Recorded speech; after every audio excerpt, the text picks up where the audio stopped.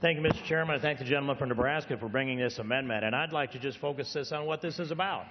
This is a Humane Society of the United States vegan, vegetarian kind of initiative. It's about taking meat off the plates of the American people. They're in here in this Congress constantly, year after year, with another attempt and another attempt.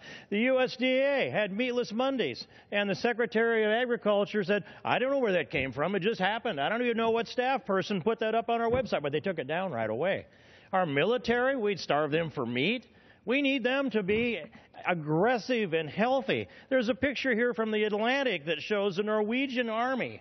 And they have Meatless Mondays, and they're fighting climate change with Meatless Mondays. Why is this a political agenda? Let people eat what they want to eat. Let's not take it off of their plate. They need it. By the way, there's a reindeer on the shoulder of this Norwegian soldier, the #1 favorite meat in all Norway. But they can't eat it on Monday because a political agenda seems to want to drive this thing. Let people have freedom. Let's have a strong military. Have a lot of protein and a lot of energy to defend our God-given liberty. Thank you.